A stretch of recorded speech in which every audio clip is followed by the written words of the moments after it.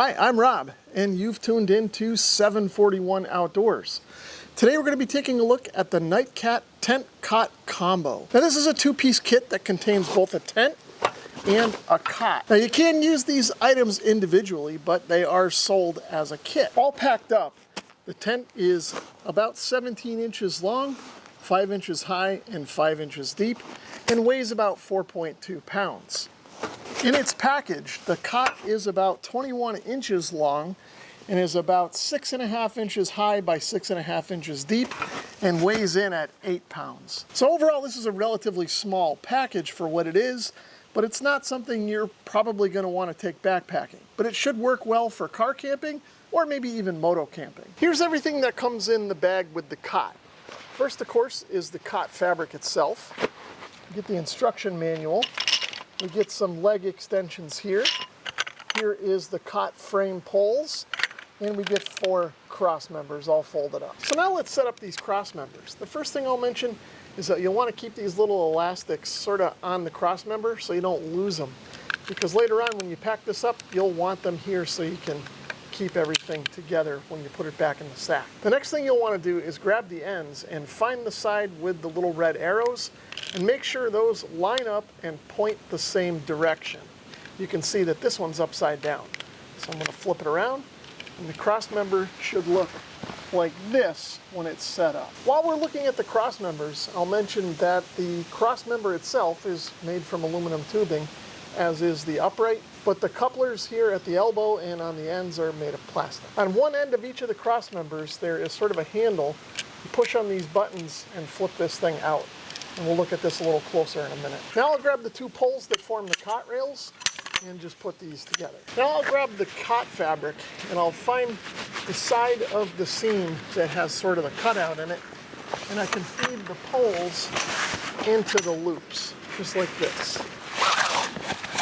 Once the pole bottoms out on the other end, I'll stretch it out and I'll grab the first end and just loop that over the end of the pole. Of course, I'll repeat the process on the other side. Now I'll lay the cot on the ground with the Nightcat logo facing down.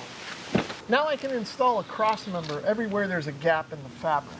I'm going to start with the fixed end of the cross member and clip that onto one of the poles. And then, like I showed before, I'm going to make sure this handle is released by squeezing the buttons and pulling out on the handle. And then I'll grab this clip that's on this side and I'll lock it into the opposite pole here, and then I'll rotate the handle up and lock it into place. And when I do that, of course, it puts a little tension on the fabric. And now I'll just repeat the process for the other 3 cross members, and I'm just gonna make sure that the handles are all on the same side of the cot. So if I want the cot fairly low to the ground, I can leave it like that, flip it over, and kind of use it as it is.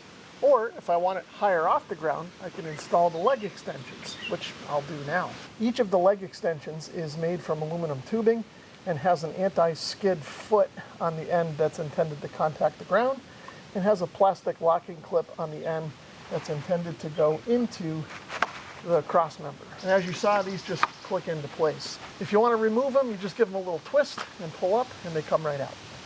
So I'm going to get these all clicked into place, and then we'll flip the cot over and see what it looks like in this position.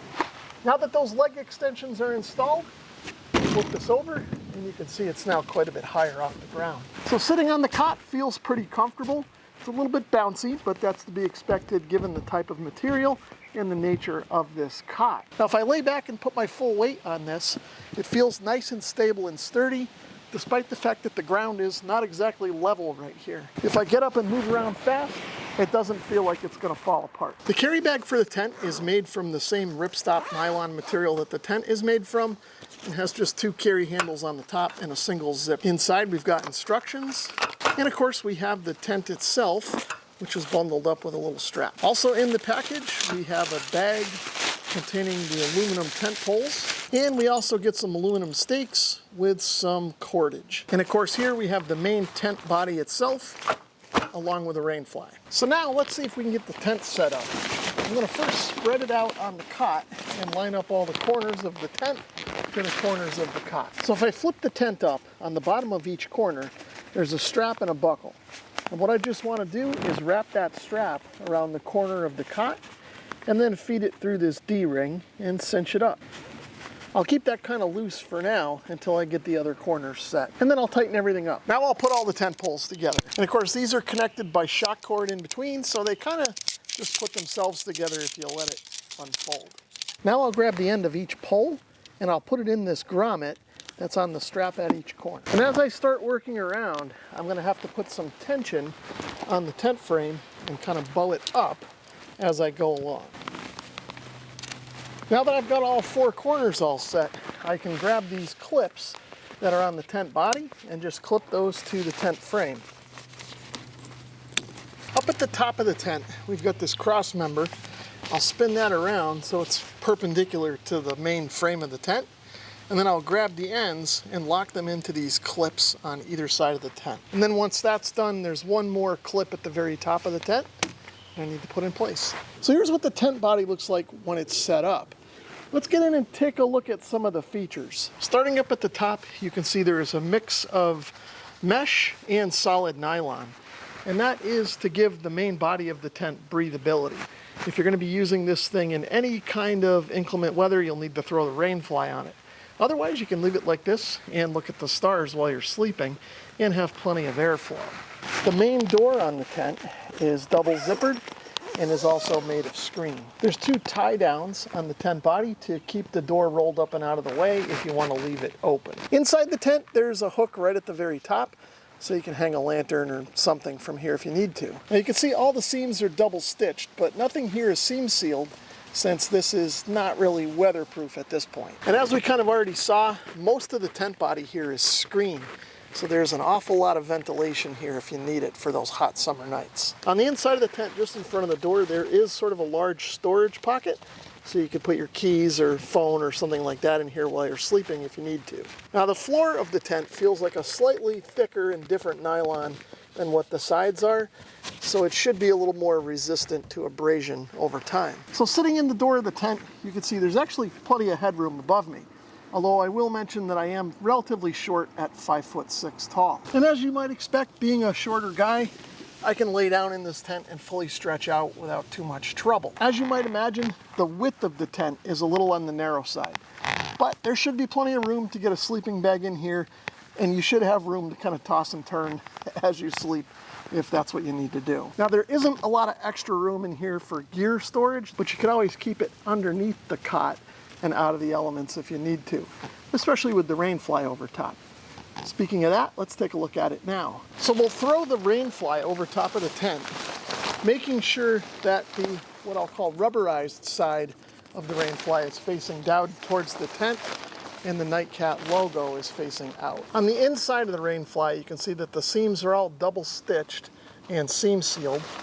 And then you'll also find some Velcro straps along the center ridge that can be used to wrap around the pole for more stability of the rain fly in the wind. At each of the corners of the rain fly, there are straps with buckles on them that lock into buckles on the straps at the corner of the tent body. Once all 4 corner straps are buckled in place, then you can tighten up the strap to get tension on the rain fly. Now I'll grab one of the supplied stakes and hook it onto the cord that's tied to the front of the vestibule door, and we'll put some tension on that and stake it out. And then I can use the little cinch clip to put a little extra tension on this if I want to. There is no door on the back of the tent, but there is a stake point for the rain fly. So I've grabbed another stake and I've got the cord stretched out, and we'll get this one staked in the ground so that we have tension on the rain fly. So on the front of the rain fly, there is of course a door, and we can of course roll this up and strap it out of the way, just like we can do on the main door of the tent. Another thing to note about the rain fly is that we have ventilation openings on both ends. Now, as I already mentioned, if you have extra gear, you can put that under the tent and it should stay nice and dry because of the rain fly. But there's also this vestibule area for some added storage room as well. If you're looking for a 1-person cot tent, this one from Nightcat may be one that you want to consider. If you want to learn more, I'll leave a product link in the video description. Thanks for watching.